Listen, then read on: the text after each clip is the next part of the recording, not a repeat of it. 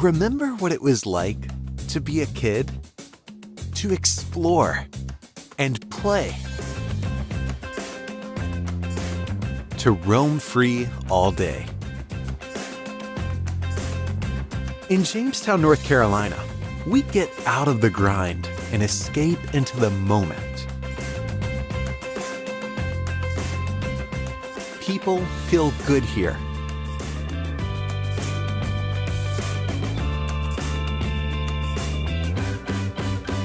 Let loose here.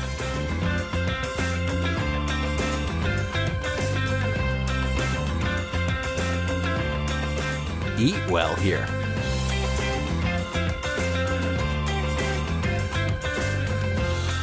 Feel swell here.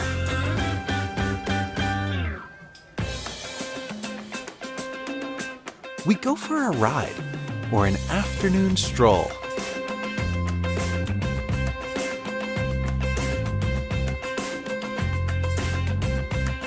We cheer each other on.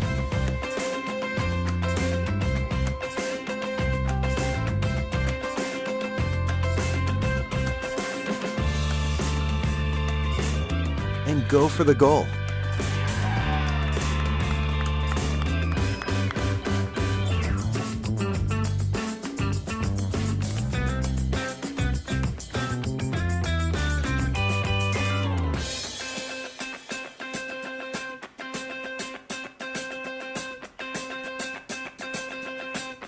Here, a treasured history meets the energy of a town on the rise. In a place with true heart and soul, and where we have our own special beat. Jamestown, North Carolina, where history and possibility meet.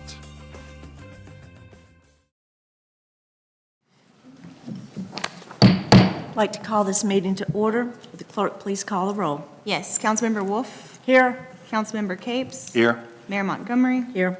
Councilmember Strawn, Here. Councilmember Rayburn. Here. A quorum is present. Please stand for the Pledge of Allegiance.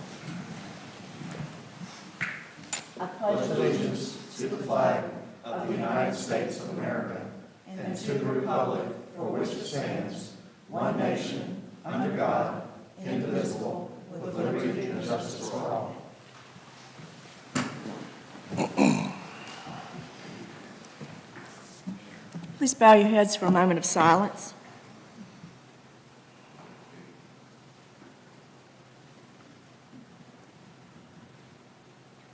Thank you. Council, do we have any changes, deletions, or additions to the agenda? I do not. Do I have a motion to approve? Motion to approve. Second? All in favor? Aye. All opposed? Thank you. And have you had a chance to review the consent agenda? I have. I'll make a motion to approve the consent agenda as presented. Second? Second. All in favor? Aye. All opposed? Thank you. Do anyone signed up for the first public comment period? Yes, Christina Reeser. Related to the DR Horton property. Okay. No. You can wait until the. Nobody else signed up. Okay. Thank you. Matthew, would you discuss the annexation request for 4718 Harvey Road, please? Yes, good evening, Mayor and Council. As you know, this is a public hearing on annexation, but they are all tied together, so we will consider them all together. The staff have been working with D.R. Horton on this for a number of months, but I'm sorry, am I on the wrong? Harvey Road. Harvey Road, I apologize. Thank you very much. Public hearing on the question of annexation for Harvey Road and subsequently rezoning. Those are tied together. This is something we have also been working on. I know that DOT is working on some comments on the traffic impact analysis for that particular piece of property. And I know the applicant is here to speak to that. But at this time, the staff would recommend that we continue this until the December 20th regular meeting without further advertisement. I'm happy to answer questions about it. I know the applicant is here as well. Any questions for Matthew at this time? No. Thank you. Thank you. Thanks, Matt. Mr. Hall, would you like to address the council?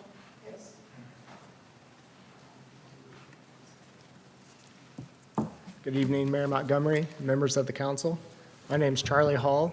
Address is 1007 Battleground Avenue. I'm here tonight to represent Land Acquisition and Development Services, and I brought Tom Hall, the president of Windsor Homes. He is also here tonight. So, kind of as Matthew said, we are still kind of chugging along with this traffic impact analysis and waiting on the final report from the North Carolina DOT, which we're expecting to get, any week now. So, but I'm here to answer any questions you guys may have this evening. Okay. Any questions at this time, council? Not at this moment. Okay. Thank you. We have no further questions at this time. Thank you. Thank you, sir. Since we have advertised the public hearing, if anyone is here to speak from the public, please come to the microphone, state your name and address.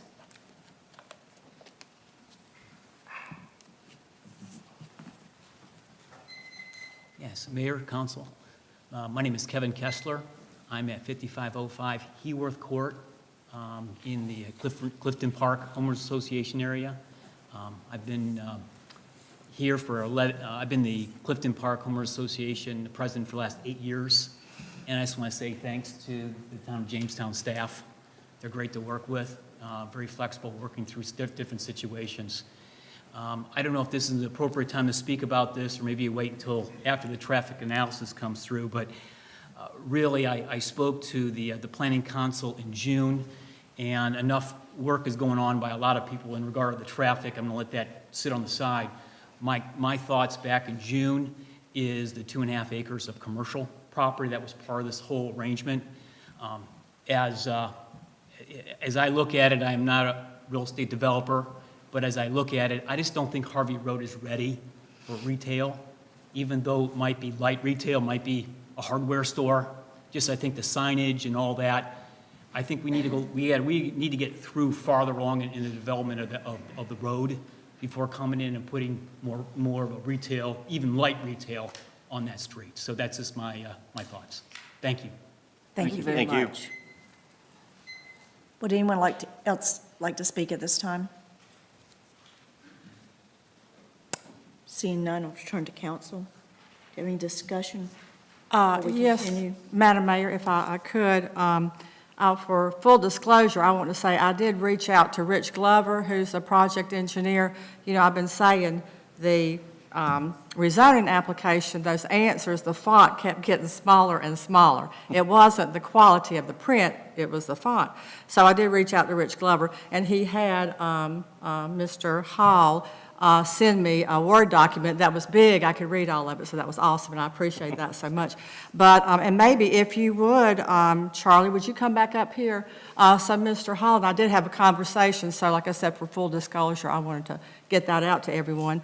And we had talked about, or you had mentioned that at the planning board, the two biggest concerns were the traffic, which of course you're waiting on DOT's recommendations, and I believe Rich will be revising the site plan. But the other was the commercial, which you just heard a member of the public speak to, and I wondered if you wanted to address that.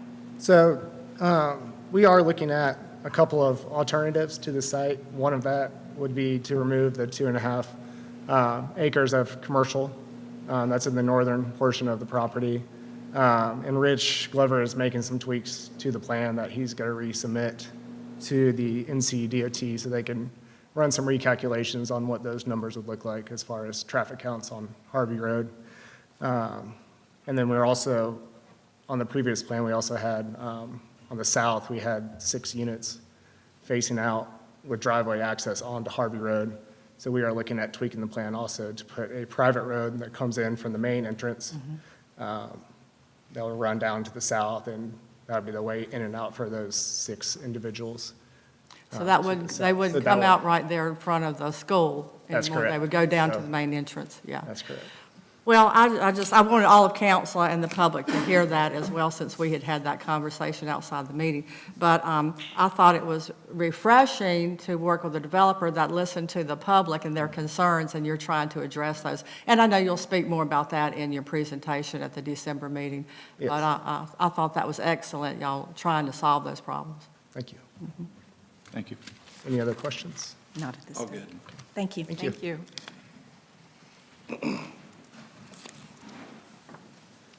Do I have a motion to continue this public hearing to December? Motion to continue the public hearing to December 20th, regular town council meeting, I can't speak English today, at 6 PM in the Civic Center without further advertisement. Second? All in favor? Aye. All opposed? Matthew? Now, now I can talk about the public hearings. As you know, we have been continuing these public hearings for quite some time with the Horton Wiz. We continue to work through some language issues there in the development agreement. At this time, we anticipate, Rezoning? say again? Rezoning for Windsor? I'm sorry. The public hearing for the rezoning for We- Windsor homes. We just went through the annexation. Oh, I'm sorry. I thought you were annexation. going to go ahead and, No, we were going through each step. we would like to, Sorry. well, I'm sorry. I apologize. Yeah. We're going to get this D.R. Horton thing in just a Yeah, second. we'll get it, we'll get it. So, yes, the rezoning, we would like to also continue until the December 20th regular meeting for Windsor Homes. Apologies. And I'll go through the same procedure. If anyone in the public would like to speak to the rezoning request from Windsor Homes, please come to the microphone at this time. Need some water. Seeing none, council, do I have a motion to continue this hearing as well? Sure. Motion to continue the public hearing to December 20th, regular town council meeting at 6 PM in the Civic Center without further advertisement. Second? All in favor? Aye. All opposed? Thank you. Now, Matthew. The moment we've all been waiting for. As I've said 2 or 3 times now, we continue to work with D.R. Horton on these items, a couple language issues on the development agreement. We hope that we will have that resolved and put out for public consumption for the final draft agreement. It's not finalized until the time of the vote. That's the way the law works. But we would have a final draft for the public to consume by December the 15th, if all goes well. That being said, we would like to give ample time for the public to review that. So we would request that this particular set, the annexation, the development agreement, and the rezoning all be continued until the January 17th, 2023 regularly scheduled council meeting. Thank you. Any questions at this time? Do you have any examples of what the problems might be at this point? Not at this time. You don't have any examples? No, sir. We're still working on details in the development agreement. Okay. Thank you. Mr. Isaacson, did you have anything you wanted to add at this time?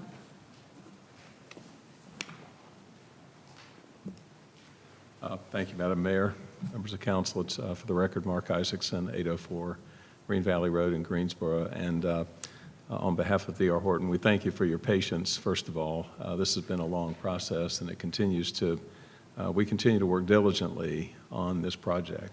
There are a number of moving parts, as you've heard. I think you may have been in the middle of some of the messages that have been back and forth. We had a productive meeting Friday here at the town offices, and we're continuing to work through a number of technical issues. And I think for the public's benefit, for council's benefit, I guess it's like matrixing the ordinance, the existing LDO for the town over the development agreement and over this property. This is a complicated property. It's 467 acres. There are certain requirements in the ordinance that are impractical to comply with such a large piece of property. And so our engineer and Paul have been discussing a number of ways to approach those issues within the LDO. So It just takes a little bit of time. The sausage making is not pretty, so I hope we can enjoy the results, and we look forward to coming before you in January for a final decision. Thank you very much. Thank you. Thank you. At this time, I'd like to open the public comment period or the public hearing for anyone who would like to speak. Come to the podium, state your name and your address, and please limit your remarks to 3 minutes. Hey, I'm Cheryl Harvey. I live at 206 Knollwood Drive. And my first thing is, why don't y'all move this podium to one side or the other so we can hear better what's being, we hear y'all, but it's hard to hear what they're saying to you if they don't speak loud enough. And that's my first concern. My second concern is, and I haven't been here about the Horton situation until now. And the reason being is I've met some friends of mine across the state that are fighting the same issue in their towns and cities. They're fighting against him because there's so many lawsuits pending against him in other parts of the country for shoddy work. And I'm wondering, all you have to do is Google it, and you will see all the lawsuits pending against Horton for shoddy work and not following up with warranties. In one case, it states that a homeowner with full warranty had complained to them so much about problems that they actually told them that if they pursued it, they would cancel their home warranty. So there's some issues. Like I said, I hadn't been here before, but it's been brought to my attention by college friends that I got together with a couple of weeks ago, and they're fighting it tooth and nail, same kind of complex coming in, rooting up to the back door of the property that my college roommate lives in. So I think y'all need to go in and look at the lawsuits pending for shoddy work. That's all I got to say. Thank you. Thank you, ma'am. Would anyone else like to speak? My name's Raymond Ellis. I live at 301 Shadow Lawn Drive. Lived here 30-plus years. And I'm like her. I looked up D.R. Horton. I was here the last time you had a meeting about this same company. And they've got lawsuits everywhere they've been. Shoddy craftsmanship, you name it. I wrote a listing. I don't want to go through it. It's just bad. It's real bad. In fact, they had to pay out $14 million to one complex in Colorado, just in one complex alone. But not only that, I talked to people around Jamestown, been here a long time, like I said. I haven't found anybody yet that wants this with the apartments, the way they're going to build the houses, real tight together with the driveway between the houses. You're supposed to be able to park around back. You can't even make the turn to get more than one car in those garages to start with. It's just a bad design. It's really compressed to try to maximize profits, and I get it. They're in business, they're in business to make money. However, this is not Jamestown. That's not the way Jamestown is. I've been here, like I said, forever, for many years. We like it is, and I've talked to at least a dozen, probably 2 dozen, people that agree with me. That's all I got. Thank you. Thank you, sir. Would anyone else like to speak at this time?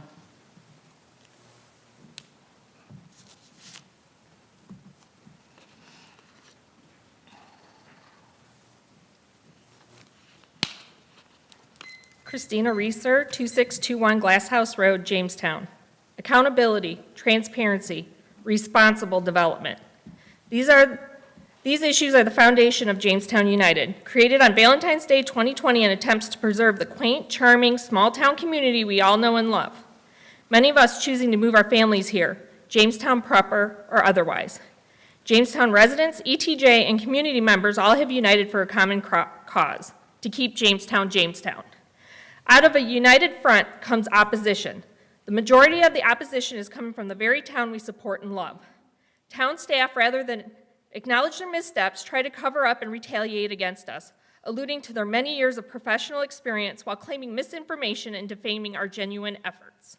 Elected town officials tried distancing themselves, calling out our non-Jamestown status, while others opted to ridicule, chide, and negate our efforts without any documentation to support their claims. Yet, Jamestown United is the problem. During the October 11, 2022 Town Council meeting, I was muted during public comments. And this wasn't the first time. Most recently, a town staff member and an elected town official have taken it upon themselves to promote the Johnson Farm development via a private Nextdoor page, Goings On in Jamestown. This same town council member is using his personal Nextdoor login to promote town business, which is a huge no-no. This particular elected town official, along with another High Point resident, have initiated a campaign to report and remove every single comment negating the Johnson Farm development. And not to mention the town's hired land use attorney has joined in the Nextdoor antics, reviving the accusations of Jamestown United being racist, a statement purportedly made by Cecil Brockman, not a resident. And once again, trying to dismiss our efforts to educate Jamestown residents and the general public about the proposed D.R. Horton development. So, my questions to the mayor and town council. Does this rogue conduct coincide with Jamestown's code of ethics? Are town staff and town council members authorized to promote town business on social media without approval of town council in a private chat room, no less? How about the hired town land use attorney? Is he able to join in the antics of these rogue town representatives without first clearing it with town council? What liability does the town incur from the rogue conduct of these town staff, elected officials, and representatives? In closing, I believe Jamestown residents, ETJ, and community members need to start paying attention. The squeaky wheel may get the grease, but it's useless if it doesn't have air. And it seems to me the loudest voices in opposition to the efforts of Jamestown United are full of air and the very ones who have a lot to lose. Thank you. Would anyone else like to speak concerning the hearing? Seeing none, we'll return to council. Council, do I have a motion to continue? Yes. Motion to continue the public hearing to the January 17th regular town council meeting at 6 p.m. in the Civic Center without further advertisement. Second? All in favor? Aye. All opposed? Thank you.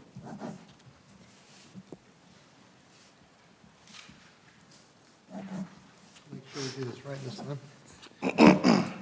Second item was a public hearing on the rezoning request. Same request to continue to January 17th. Any questions? Thank you. Thanks. Any additions? Thank you. I'll open this to the public if there are any comments at this time. Seeing none, council, do I have a motion to continue? Motion to continue the public hearing to the January 17th regular town council meeting at 6 p.m. in the Civic Center without further advertisement. Second? All in favor? Aye. All opposed?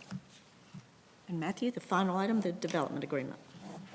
Yes, public hearing for the development agreement, also requesting continuation until January 17th.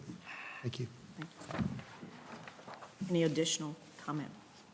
Mr. Isaacson? Thank you. I'll open the floor to the public if there would anyone who would like to speak. Seeing none, council, do I have a motion to continue? Motion to continue the public hearing to the January 17th regular town council meeting at 6 p.m. in the Civic Center without further advertisement. Second? All in favor? Aye. All opposed? Thank you. Paul?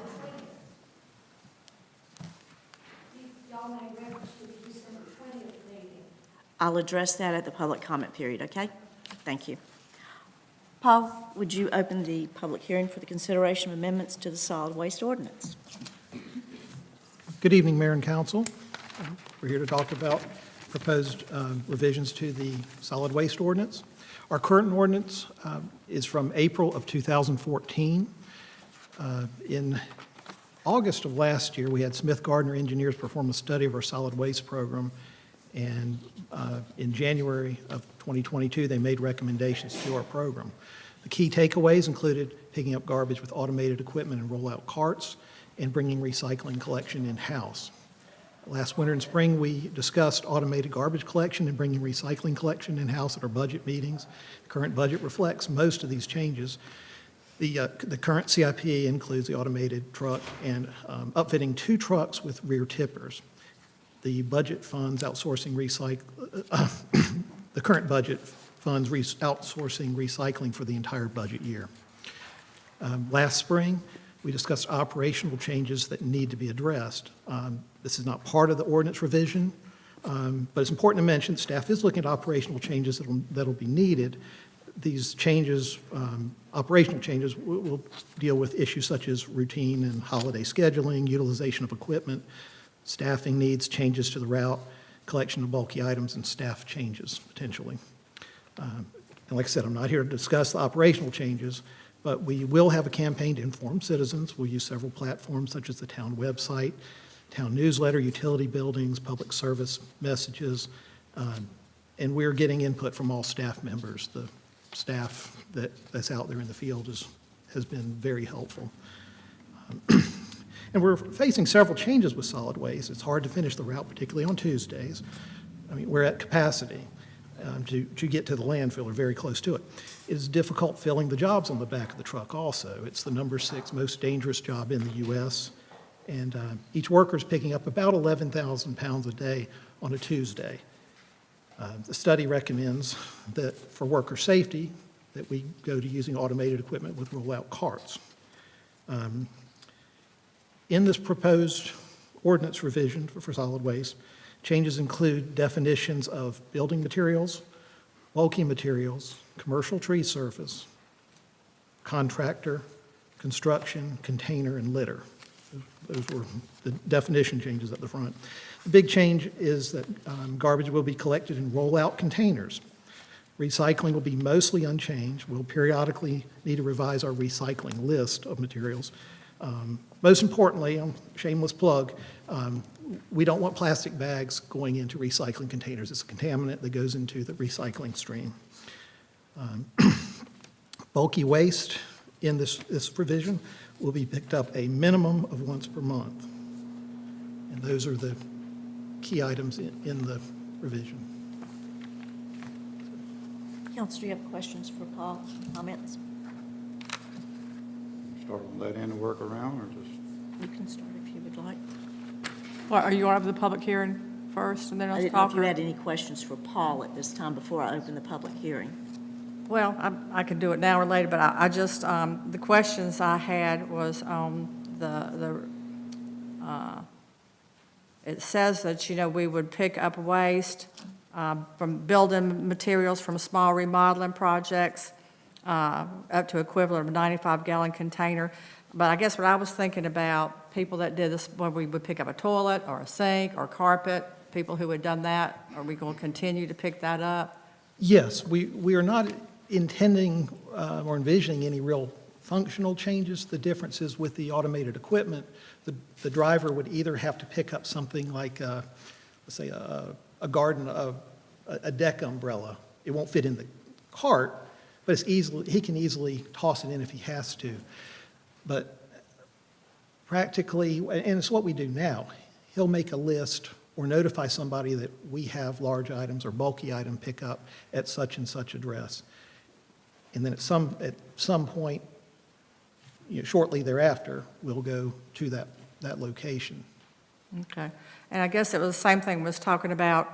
First, it said we would not collect landscape materials if the landscape company did it. And I was thinking about people that blow leaves or, you know, the guy that mows your yard. If he puts it in the clear plastic bags, you're still going to pick that up.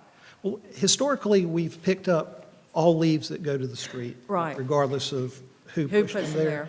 there? Grass clippings, however, typically that's hauled off by the contractor. You know, a real issue is like tree cutting Yes. services.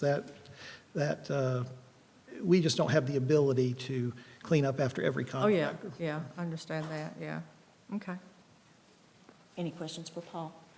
No, ma'am. Questions for Paul? Yeah, I do. You got them earlier, or Sir. I guess you got them earlier. I know I sent them to 4 of them. Or, yeah, I guess it was 4, including you. Can you give me a synopsis on the answers, or do you want me to go through the questions individually? I mean. that's Okay, why the- well, for instance, under the definitions, Article 1 definitions, number 4, how would that definition, how would that affect Airbnbs? And we continue to get more and more alerts about those being in. That's a for-profit business that's being held in a home. And there is some interpretation, I hate to use that term, but in the ordinance, it says up front there is interpretation. We see an Airbnb as a residential property, so we're not looking at it as a business, we're looking at it as a residential property. So we would service those properties as if, I mean, it's just like a rental house, possibly. Okay. All right. And Martha covered the other question that I had, which is page 3, number 24, the yard waste, leaves having been blown into the road to go wherever, the area that they're supposed to blow them, where everybody's supposed to blow them. It seems like everybody wants to put them on the road now, but they're supposed to be on the side of the road, not in the road. But I'm still confused at your answer with her. Are we going to stop picking up leaves that were blown from a company, a John Doe yard maintenance company that has blown leaves up onto the edge of the roadway? Are we going to not pick those up? We would continue to pick them up regardless of if the homeowner put them there or their service. Okay, all right, that answers that. And then the other question is page 5, Article 7. The reading of it, I guess I'd need more clarification. This might be a stupid question, but I guess the only stupid question one's not asked. What about pass-through vehicles that are for hire that just pass through the town? We're saying nobody can be on the street. And I believe that's been in the I ordinance. know it would fall into common sense, I would say, but still, it's not written Yes. that way. And I think the language is really more like what we have with, say, cable TV or natural gas, where the intent is not to create, have every hauler come in and say, I want to go service this house, without permission, because it does talk about notification. But that's really the intent and how, it's never been a problem in the past, but. All right. And I had the same issue, and I guess I need more clarification because I'm a little muddy on your response. When it comes to homeowners doing remodeling projects, you just tear out the carpet in the closet, the average good-sized closet, and you're going to have a 95-gallon container full when you put it in based on what we're saying. And you may have mentioned that, umbrellas set to the side could be picked up. Well, if they don't get it that day, if they're waiting for the bulk day or whatever the day may be, the public, what happens to the resident if they set that carpet or that sofa or whatever out on the side of the road, missing the date that it was actually picked up? The timed one day that the public will be getting picked up bulky items now. I mean, it's a very good question. The intent is not to just go run a bulky route continuously. It's really the way we pick up bulky materials, we find out where the items are, and then we go to those items. That truck doesn't necessarily go up and down every street. It rarely does. So the driver or crew is going to notate where those items are. We've got a minimum of once a month. We don't want to run that route every day. Which in government means once a month. Yeah. When you say minimum. Well, the intent is to provide the same level of service that we have been. I think we're reluctant to say it'll be run every week because we have weeks where we don't have any bulky pickup. So there's no reason. I saw a sofa yesterday after we had a conversation with you. We couldn't find any last Friday when we needed something for a little project. If the, You mentioned an umbrella, and it just goes back to the container itself. An actual umbrella could be shoved down in that container, but the lid won't be shut. So if lids are not shut, will the device not pick them up? It could damage the equipment. The driver is really going to have to make a judgment call.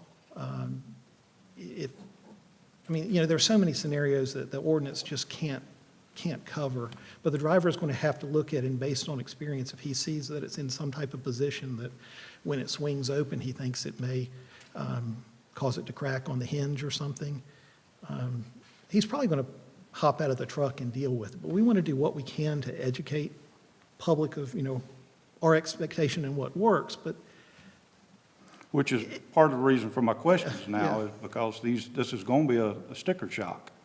It's going to be a complete change to everything we've done here in town for the people.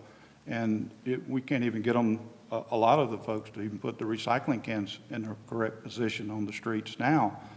When this finally comes out, it's going to be, in my opinion, a lot of learning process, and I want it to be as polite and as diligent and easy for the public as can be, because it is going to be a huge change. You know, everybody's paying more, and they're going to be getting less when it comes to taxes and fees and those sort of things. But for instance, another question would be whether it's, well, let's just go with a homeowner under Article 8, Section B, well, as well, both B, well, B is actually a long B, so there's two different parts there. But let's just say, for instance, I trimmed a third of my bushes off one day, and I can't get 2 loads of those or get a 95-gallon container capacity load of it, but I've got a bunch. Are we not going to pick those up now, or is that going to be one time a month, or how is that going to work? we're going to try to get it as quickly as we can. Like I said, we have that one time a month minimum. You know, we try to make a route around town with brush, yard waste every week. Sometimes we have those weeks where there might be 6 or 7 houses that just have, like you say, huge amounts. And, you know, the driver's faced with, do I stop and spend 30 minutes at each of these and then not complete the route this week? Or do I, take a chunk out of this one and then move on with the route? The intent would be to get it as quickly as possible. I mean, we would.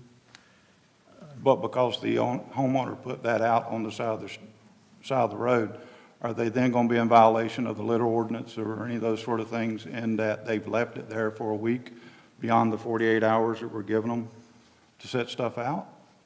I don't believe so. I mean, particularly with yard waste, I mean, currently, yard waste gets placed out, a lot on the weekends, and we don't pick up yard waste till Wednesdays and Thursdays.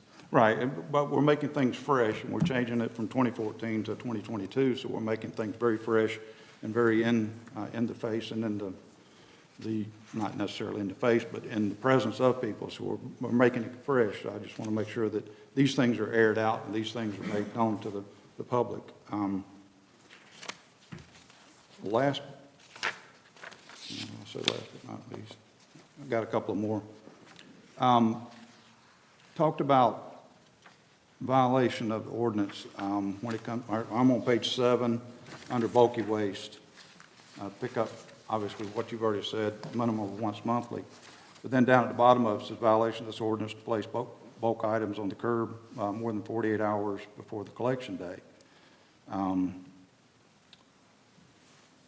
If these items are on private property, we're saying there's going to be in violation of the ordinance if they set it out more than 48 hours. So it goes back to the sofa. They drag it out the day after, and we make that once a month run around town, and it snows, rains, hail, sleets, whatever on that particular couch or sofa or whatever sitting out on the side of the road.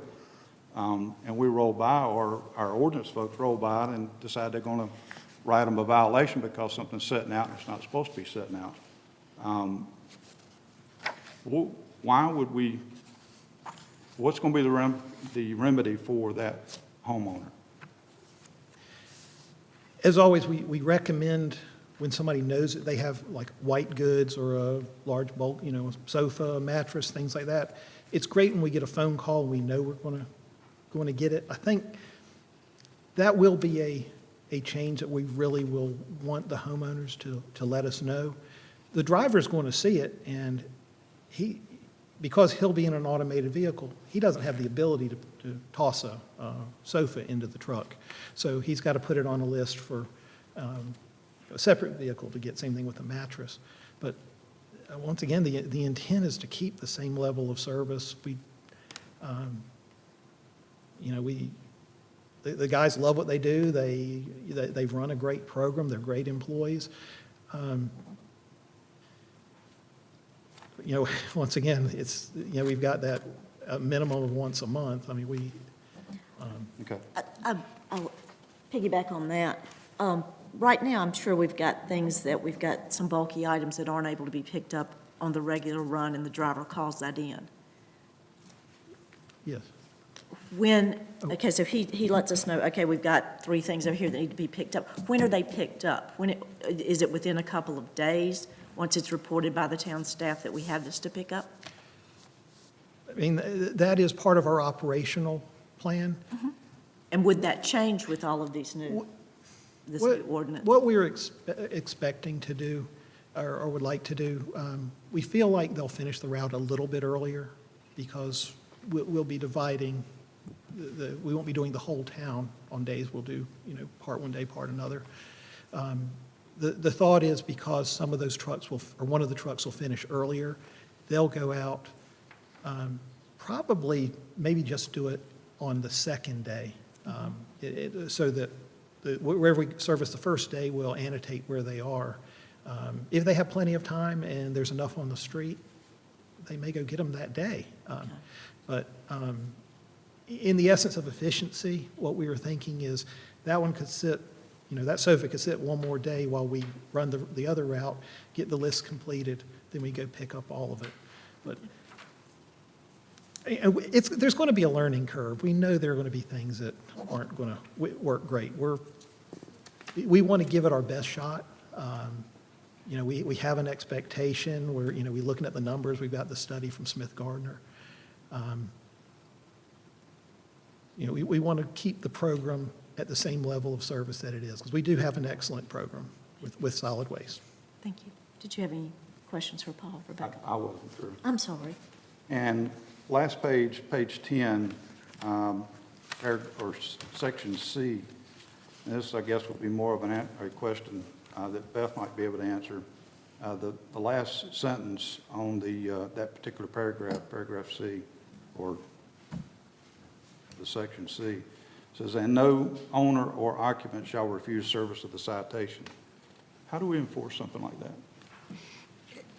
Councilman, I don't think it's a matter of being part of what we would enforce. I think what that paragraph is getting at is, if you go down to non-payment, any debt in the next 2 paragraphs, in the event that we were to actually assess any civil penalties against a homeowner or property owner for something, what we're going to have to do in order to actually collect that debt is to sue them.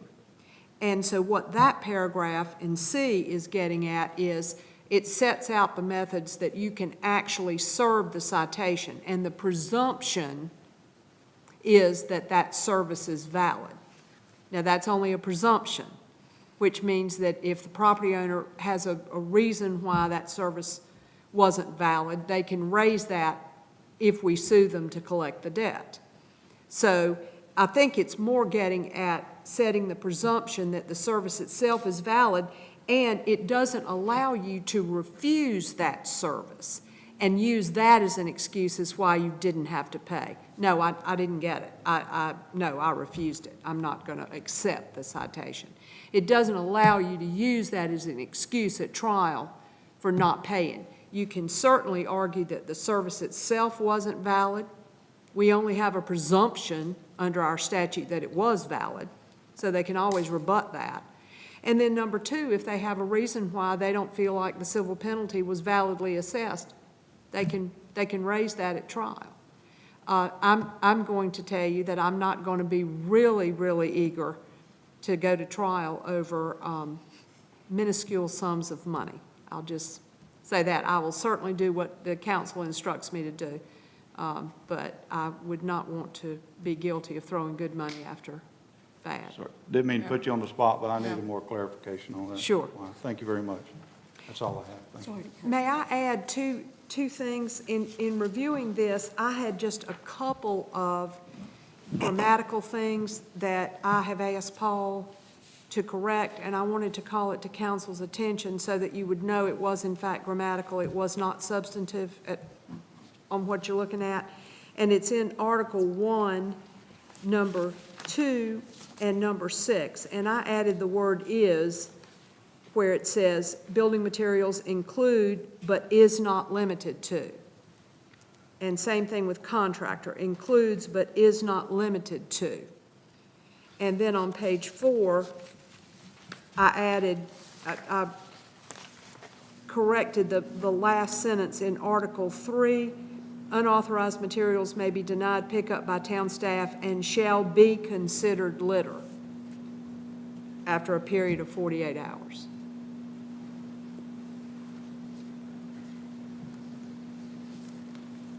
Thank you, that's all I had. Thank you, Paul. Thank you. At this time, I'd like to open the public hearing to anyone who'd like to speak concerning this ordinance change. Well, I would like to give it another shot. It's not why I came here tonight, but when we got Raymond L's 301 Chatelaine Drive, I talked to people when we got our recycling bins, and they're great, they work fine. The ladies that we have in our neighborhood that live by themselves, husbands passed and all that, we got hills, and they can't roll that thing down. But they can take a kitchen bag of trash that they might have for the week and take that down and drop it by the curb and walk back up the hills. And the one thing that I found out after talking to people when we got these recycling bins, which everybody was actually pretty much for that, but the resounding no was they said, well, I hope they don't do that with our garbage, because we got the best garbage pickup in the state. I hope they don't change that, and that's why we love Jamestown. We've got Tuesdays and Fridays for taking your trash out, and they always come by and get it. They're real fast. Some days it's a lot, like Christmas Day, the day after Christmas is always going to be heavy. Some days after a storm, you're going to have a lot of yard waste. Yeah, they're going to work their off, trying to get all that and catch the whole town. But on the days where it's really light, and it seems like it's a lot lighter on most days than it is heavy, so then you let them off a little bit early. I'm sure you're going on a 40-hour work week collectively. Yeah, I don't see any reason why you would change any of that. We've got the vacuum cleaner coming by usually once a week-ish. You've got yard waste. If it's not left by contractors, and I think that's one thing you might want to talk about. If a contractor does it, the contractor's responsible for it. And I've seen contractors do jobs and leave it out there at the curb, and it really does, it's not my position to go tell them to take their stuff with them when they finish a job, but I would like to. That's hard to police, I get it. But the homeowners all around my neighborhood, and I live on a long street, and we all know each other, and we don't let the contractors do that anyway, but some people do. But it's great like it is. We like being able to take our trash. If we do get our grass clippings in the bags, which we don't always do, put them out there and it's gone within the week. Bulky things like the big umbrella for the porch, or you have a couple of deck chairs or whatever that you want to throw out, and that happens from time to time. On the days where you do see that kind of garbage, I don't see there being a lot of overtime involved in that, because there's not many days where you have that kind of garbage very often anyway. So why are we trying to reinvent the wheel when the wheel's working perfectly like it is? That's just my 2 cents. Thank you. Thank you. Anyone else would like to speak to this issue?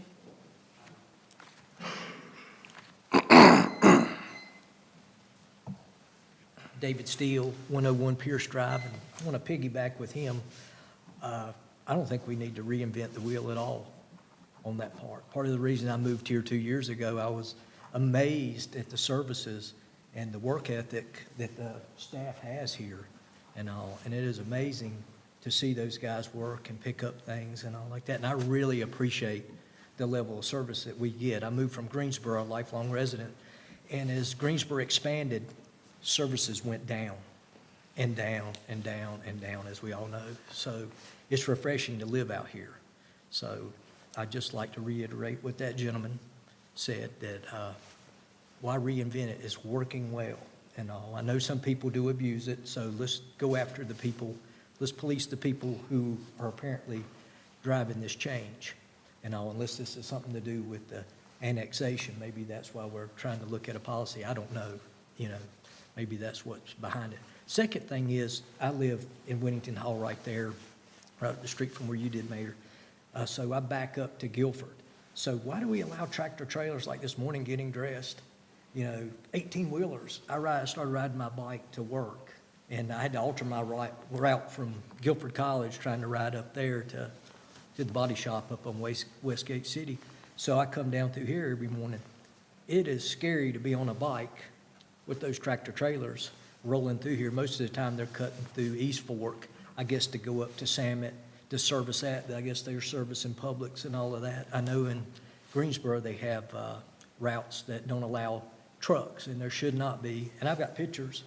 You know, I was walking my dog the other day and, you know, took pictures of them, you know, barreling through here. So to me, that's annoying also. And I don't think, and it damages the road. So, and I appreciate you guys' attentiveness to everything, town residents, and I appreciate it. And I appreciate the staff. Thank y'all very much. Thank you, sir. Anyone else at this time? Yes, I will too. I'm Cheryl Harvey, 206 Norwood Drive. I've lived here all my life, except when I went away to school. And it's fabulous, our trash pickup, the way it's done. You know, I don't have a problem with the bin for our trash, even though I have some neighbors who cannot carry their trash out in the bin. And it's sad, because they've lived here all their lives too, and there need to be accommodations for that. Smaller bins, I don't know what the answer is, but it's not fair to expect somebody in their 80s to drag the big container up their driveway or down their driveway when they just can't do it. Another thing is I would like for you to leave the trash pickup the same. I mean, that is one of the pluses of Jamestown that I've bragged on all my life, because I do all my own yard work. I cut all the bushes and trees, and I don't want that to change. I don't want to have a bin I have to put that stuff in. So please reconsider that. I mean, you know, I don't mind carrying the bin out. I'm able, but it won't be that long before I won't be able to drag it through my yard because I don't have an appropriate place to keep it. So I have to drag it around the house and up the driveway and out to the street. So that's going to be a concern of mine because I'm not going anywhere. But y'all need to reconsider this trash because I like it the way it is as well. I love Jamestown. I know everybody here, just about. And y'all know I love Jamestown. And I don't get involved often, but my dander's getting up too. And so I'm going to start coming to these meetings again because, first of all, this needs to move because you can't hear back there. I mean, am I wrong? I think they need to turn the volume up or something. Turn the volume up or something because you cannot hear. And when that vent heat comes on, you don't hear anything. So y'all need to take us into consideration. It's great y'all finally got a microphone system, but it's still not being used appropriately. So if y'all want us to participate, then for God's sakes, help us out too. Thank you. Anyone else like to speak at this time? Seeing none, I'll return to council. Council? I mean, I think this shows that there is more of a need for education on what's going on, because certainly, you know, a lot of what was brought up, everything that was brought up, actually, we have talked about, have had similar concerns, have spoken with a lot of people, and, you know, there will be carve-outs for folks who can't physically take those bins to their curb. Staff will help them with that. You know, there will be a whole process for making sure that that can happen, because, you know, we have to take ours to the curb as well. We have elderly relatives and neighbors and things like that. So obviously that's a big concern of ours too. And this has been a hot button issue for a decade more now. And it's funny because all the new people that move to town, you know, a lot of times I meet them and they say, this place is great, we love it. Where are your trash bins? Because we just have to take bags to the curb and then birds get into it. So it's, you know, just please consider there has been a lot to weigh. We have spoken with a lot of people. This is not a slapdash, you know, ordinance that was put together by any means, but it's clear that there is more education needed. I really would hope that folks who are concerned will feel free to call Town Hall, contact any of us, just for more clarification on those issues. You know, read through the solid waste ordinance. A lot of this has not changed from before, so, even though looking over it with fresh eyes, it does seem like everything is new, and, I had some concerns, and I did want to speak some appreciation for Paul and Matt. I spoke with them yesterday, and they did add some more clarification points specifically about landscaping materials, because so many folks in Jamestown do use lawn services. Now, they may be, big professional lawn services. They may be a kid up the street who comes and mows a lawn. But, I appreciate that they did add into that Article 8 a quantity, the 2 95-gallon container capacity per project. And then also there was a bit, which, this is just part of the fun of municipal government, talking about human waste in your trash can. I read through and it says we will not pick up human waste. Well, obviously, we pick up diapers. And so, they were very responsive to adding that in, giving a little more clarification. So I think you'll find, if you call up Town Hall, there are folks who do want to talk about this and clarify some issues. And if there are things that have been overlooked, certainly, want to add those in. But, we just want to make sure that people understand the kind of what we're working with and why we're even coming up with this. And a lot of the reason is a safety issue for the sanitation workers that we do care so much about, because we do have the best sanitation workers around. And they are physically picking up every single bag of trash from every home in town twice a week. And that is unsafe. And so, a lot of this is in response to how do we make this safer for our employees? And, one of the answers is getting trash carts that a machine picks up rather than those guys having to pick up every single bag on their own. And getting, the larger truck that can do the bulk pickup and that type of thing. Guys were picking up every single waterlogged sofa that was put at the curb for a long time.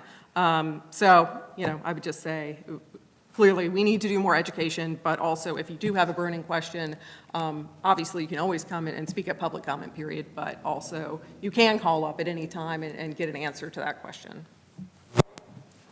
Piggyback on what Rebecca said, we do need to automate. Don't get me wrong in that. We do need to automate and make it safer for everybody involved. If you ever follow one of those garbage collection systems that we have now, those two guys jumping on and off the back of the trucks and running from house to house, grabbing bags and slinging it, all in fine if the bag stays intact, but if it's a hot day and you got the smell and everything else and then it's being tossed on, I totally understand that. We do have a lot of people that move into the area. When I lived in Greensboro, they first brought out the toters, and you had a recycle and you had a garbage toter, the same sort of thing. And the problem I saw was that they littered the street, just like someone else has already said. Wind comes by, truck goes by, whatever the case may be, and there's 2 or 3 toters on every other corner, laying out in the middle of the street. So understanding those are part of the problems, it's going to be a lot of process and folks learning. As well, I think there's even more that's going to have to learn. If I understand the actual collection route is going to be half the town one day and half the town the next, or another day. So you're going to be reduced from twice a week to once a week pickup for your garbage. So there's going to be there's going to be a huge learning curve for everybody involved. So, I've made it obvious that I'm not in favor of the way it's written, the reduction in service, in my opinion, to the town. So that's where I stand. I think Rebecca summed it up nicely, so I don't have anything else to say. Anything you'd like to add, Martha? Well, of course, I like the way it is too now, and everybody loves our public services department. But we have had just as many people talk to us about not using bags and wanting toters than use bags. We've had people come and be very upset of the birds and the animals that get in their garbage. And when we when we started the recycling, if you remember, there were a lot of people really upset that we weren't going to do the recycling in plastic bags. But once that came into being and into practice, I think most people really like it. And we do have the option for them to have the smaller carrying toters for recycling.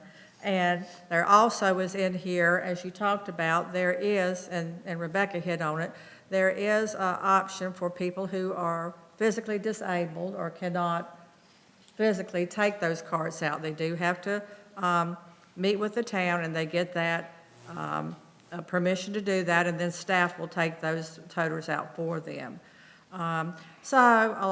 Also, just when you're talking about the staff and being safer, for not smelling the garbage, not being on and off the truck, but also the weather, not just the hot weather, but they're in the rain and in the winter and sleet and snow. And so it is safer for the employees. And it's getting harder to get employees that want to ride on the back of a truck and have to do a lot of temp work to get that covered. So there's a lot of reasons that we need to go with it. I don't like change, but sometimes it is something that we have to do. What I don't know is if we can pass this tonight or if this needs to be continued because of the changes that we have talked about. When was this first presented to the public? This ordinance, the one that we've received tonight? I'll speak real quick. So this is the first public hearing we've had on this particular ordinance. It can certainly be passed tonight, and we would recommend that that be done. Other questions? Because all the changes that Beth had were grammatical. It wasn't a Very, very context. minor, right. They're not substantive. We could certainly make those changes with a motion to do so. Yeah. Correct. Again, the date that the public was presented this was when? This is the first public hearing that we have had on this item. Okay.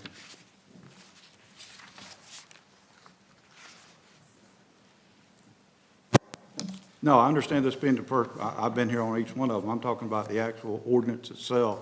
When did the public first, or is this the first time that they've received? This is the first time that we've had a public hearing on that. That would be the first time that the public would have reviewed it and had a public hearing and comment to the council. As Rebecca said, we've talked about this for probably going on about a dozen years. All of the information in your current ordinance references volumes related to a 95-gallon can. This is something that the town has well over a decade discussed. We are at a carrying capacity for this. Our current situation is that our guys can't complete the route on Tuesdays without a significant challenge. So we're at a point where we do need to make this decision to move forward. Right, okay. Thank you. And for clarification, I've been here throughout all those years of talk as well. Any further discussion, Council? Do I have a motion? Let's see. This is a roll call vote, right? Okay, motion to approve the amendments to the solid waste ordinance. Do I have a second? Second? Katie? Councilmember Wolf? Aye. Councilmember Capes? Aye. Councilmember Strawn? Nay. Councilmember Rayburn? Aye. The motion passes. Thank you. Okay. Matthew, we've got the consideration to award the contract for the bathrooms at the golf course. Yes, the town would like to recommend award of a contract for the construction of 2 new bathroom facilities that are certainly needed out there at the Jamestown Park Golf Course to Thomas James Construction LLC in the amount of $244,471. Thomas James Construction LLC was the lowest responsible bidder. The contract in your packet has been reviewed by the town attorney and the contractor, and all are in agreement that it is ready for signatures. The estimated time to complete the project will be approximately 18 weeks, sort of weather permitting. It's that time of the season. Any questions on that? Just one, the ETA to actually get this done, assuming they got started. My understanding from the contractor is that they would start demolition this week if these are signed this evening. And we would have something temporarily available? Yes, state law requires us to have a portalet out there. There will probably one placed at the entrance if you go in the entrance to the golf course on the left, you'll see that's the end of holes number 15 and 16. That's the end of 15, the beginning of 16. There'll be one place there for the public to use. We have worked very hard to keep, because they have to be serviced every week, to keep that traffic off of the golf course itself, off of the cart paths. So there will be one there, and of course, the clubhouse is open, those types of things. Right. Okay. But we are very excited about this. I've talked to Ross about this. He is very excited about getting this project underway so that we can go ahead and get some nicer facilities out there. Yeah, it's badly needed. What was the budget in the CIP for this project? $240,000. Okay.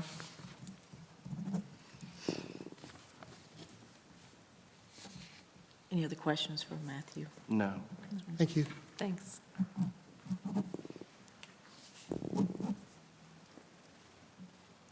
Any further discussion, or do we have a motion? Well, I'll make a motion to award the contract to Thomas James Construction LLC for the construction of the bathrooms at Jamestown Park and Golf Course in the amount of $244,471, and authorize the town manager and finance director to execute all documents. Second? All in favor? Aye. All opposed? Thank you. Matthew, your manager's report, please. Madam Mayor, I sorry. think we may have skipped the item for the consideration of approval Yeah. of municipal supplemental. I am so sorry. Oh, thank you, Katie. The North Carolina Department of Transportation, they forwarded the municipal supplemental agreement for the East Main Street sidewalk project to cover, to reimburse us for certain cost overruns on the East Main Street sidewalk project. During construction, there were several items that were extended due to with DOT's approval and recommendation, causing those line items to exceed the contract amount. We received the municipal supplemental agreement. It's actually come in signed back from NCDOT through the miracle of DocuSign in the amount of $591,054. And I believe we need for y'all to approve receipt of the funding tonight. I didn't track it like I was expecting, but when DOT signed it, they said, your document is complete. Well, that's why I was looking at this. Well, one, this doesn't have anything to do with paving on East Main Street. We had talked at one point that maybe DOT was going to pay 50% and we would pay 50%, but that is not going to happen. It is. So this is just for our last reimbursement that we have not requested yet, which was like, what, $456,624. But then there's some other overages included in this. Yes, and some of the items that were requested, such as the overlay, were within this $591,054 that we requested. And as we know, DOT, did not let us go through with that, so we will not I don't believe we'll realize All this this whole year. amount. It'll But it is a reimbursement. It will be our last reimbursement, and then we'll close out the project. Well, the other thing that worried me, this time frame, everything has to be complete and back to DOT by November 30th, or we will not get reimbursed. So do we need to hand carry this over there tomorrow? I'll take it, if that's what we got to do. I mean, that would be great. Seriously, I'm serious. I believe it. The one outstanding item is the striping. Yeah. I've talked with Summit again today and getting the contractor lined up to do it. I think they're projecting to do it next Tuesday. So Well- they'll be removing striping in the next few days, and right now they're projecting to do it, to do the restriping. And it's generally from, say, in front of the church down to the railroad trestles getting restriped, because the center line has moved a little bit with the alignment changes. Well, I just do not want to miss that deadline and us not get reimbursed. They can't deny service, can they? Check with the attorney. That would Thank you be, very much. Thanks, Paul. In the interest of time, do I have a motion to approve? Motion to approve the municipal supplement agreement with NCDOT for the East Main Street Sidewalk Project. Second? All in favor? Aye. All opposed? Thank you. Now I think you can come forward. Don't want to forget Paul. Loose leaf collection began Monday, October 24th, and runs continuously through Friday, February 24th. And during this time, residents place loose leaves out at the curb for collection. Just a little public service announcement from Paul. Please keep those piles of leaves clear of sticks, rocks, and other debris which can damage the equipment. We have one piece of equipment that was damaged right now, so it's down. We're waiting on a part to come in. Wasn't in front of my house, was it? It was not. Okay, good. Jamie has reported that we've picked up about 23 loads. This was as of end of last week. 23 loads and about 115 tons of leaves so far. I know they all come down at once, and they're out there now. So the guys are working really hard to get those picked up. The town wants to thank the Jamestown Veterans Committee for hoping to host the Veterans Day flag raising event on Friday, November 11th. Unfortunately, they did run into weather, as a lot of other veteran ceremonies did around the Triad with Hurricane or Tropical Storm Nicole. But thank you very much to them for putting out the flags and making the park look extra specially nice. Jamestown Rotary Club is going to be hosting their annual Christmas parade on Sunday, December 4th at 3 p.m. This is an event not to be missed, and it is sponsored each year by the Jamestown Rotary Club, the YMCA, and the Jamestown Business Association. If you wish to participate in the parade, you can find more information, and there's a link in the manager's report to the Jamestown Rotary Club website. Anna is obviously out of the office. Her and her husband have welcomed a new addition, their son. And so Tai Cheek, our planning technician, has stepped up and will be manning the planning department on his own for a few weeks in her absence. And we do certainly wish Anna and her family the best. And I promise that I'm going to be here to help Tai as much as I possibly can. He's doing a great job. Town offices will be closed on November the 11th. We were closed on November the 11th in observance of the Veterans Day holiday. We will be closed on November the 24th and the 25th in observance of the Thanksgiving holiday. There's not garbage pickup on the 24th. There was not on the 11th either. And the town does run 2 trucks on those days following the holiday. So they did it today, and they will likely do that again on the 24th. We just ask folks to have their stuff out there by 7 a.m. to ensure pickup. That's all I have for you. Any other questions? Thank you. Thank you. Thank you, sir. Any committee reports? Not here. We did have a TAC committee meeting on October the 25th, and, the DOT reported there was 2,300 North Carolina DOT employees that worked to clean up after the Hurricane Ian. And again, they reported the Jamestown bypass will be completed ahead of schedule and should be completed by the end of the year, weather permitting, so that's still being said that. And that was end of the calendar year. Yes, of December. Okay. That's what was reported in October. I'll tell you what was reported in November in just a minute. Okay. And then the Federal Highway Administration was also at that meeting and said they have started working with DOT to set up alternate fuel corridors along major highways, in other words, charging stations along our major highways in North Carolina.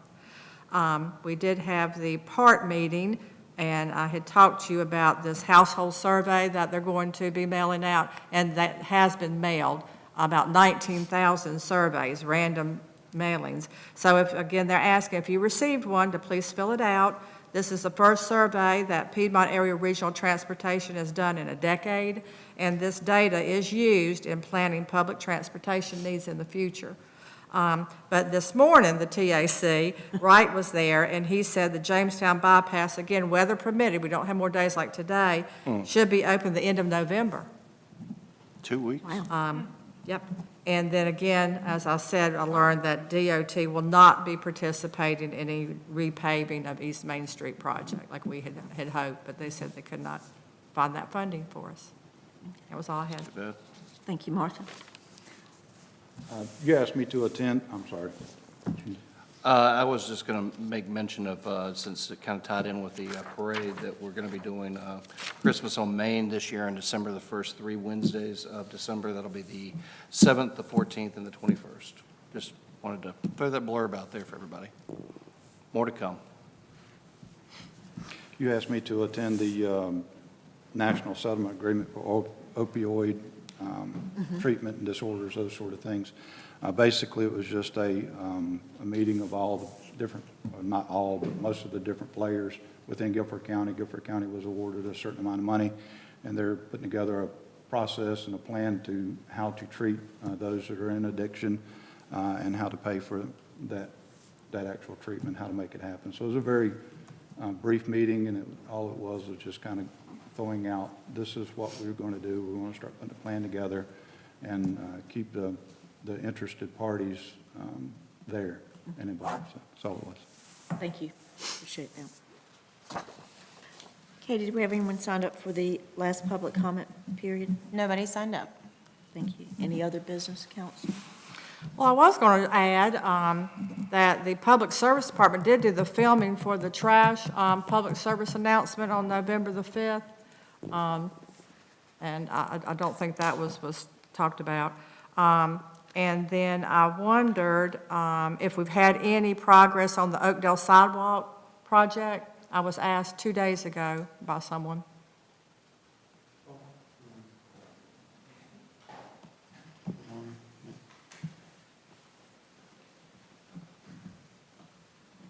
We have not been actively, or I have not been actively working on Oakdale. We're trying to close out these other 2 projects at this time due to the time constraint, but our goal is to get it moving. I know you noticed that the completion time were changed at DOT's request back in the summer. Well, I hope that doesn't mean that it just sits and nobody actively works on moving it forward. Now, we intend to start putting some hours into it, but we've had our hands full lately. Which made me think about the Oakdale Cotton Mill, and I rode around there last week, and that still is, doors standing open and windows smashed and junk and debris around, and this is probably more a question for Matt, but has anyone heard any movement on some change of ownership? Have not. I know that it's still an open ticket with the code enforcement folks, but I have not heard anything from Preservation North Carolina or any other of the family members that own the property. They were working directly with the family members, weren't they? They were, yes. And so that I'll follow up and bring back some information for the council. But again, they said it might be a protracted process once they started that, so I do remember that from the Correct. last meeting we had. I will get an update for you, yes. Well, I was just curious too, how did Pumpkin in the Park go? It went Last well. Paul, were you there? I don't think so. Scott would be the one to talk to a little bit about that. I think they had a dozen or so folks come out to do that. Okay, I thought it good. was like 15 children. 15? I think Okay. Good, 15, so- good, Very good. great. Anything else? That was all I had. Thank you. I think we missed somebody who was going to speak. She had not signed up. I'll do it. Oh, she not signed up. Okay, got it. I'll talk to her afterwards. Oh, good. I don't. Motion to, motion to adjourn. Well, full disclosure, there's been some mentioning about not being able to hear in the back of the room. I sit in the front room, can't hear people from the podium there, much less sometimes when John even speaks. So I understand your pain. He purposely doesn't listen to me just to get that. I just want to be real A little clear. louder, I didn't hear that. I have no further questions. Of course. No, we are actually trying very hard to, get things up to spec so that we're better servicing everybody. We certainly understand where you're coming from on it, and we're not trying to, poor way to put it, I guess, but turn a deaf ear on it. We definitely want to get this to where it's fully functional for everybody. The challenge sometimes is the nominalization of the microphone. The other challenge sometimes is yours truly needs to speak up, among others. So, there's several things that we're trying to address in that regard. I've asked you a question before, and what I was told, they can't turn the mic up so that we can hear it because of feedback for Facebook, and these mics that are up here, they've tried it once or twice. I don't know that there is a perfect solution for it. I wear these, are just amplifiers, and they get feedback from these things on this mic, so I don't know what the answer is. Be apart and not be able to hear is disappointing. Do a motion to adjourn. I move to adjourn. Second. All in favor? Aye.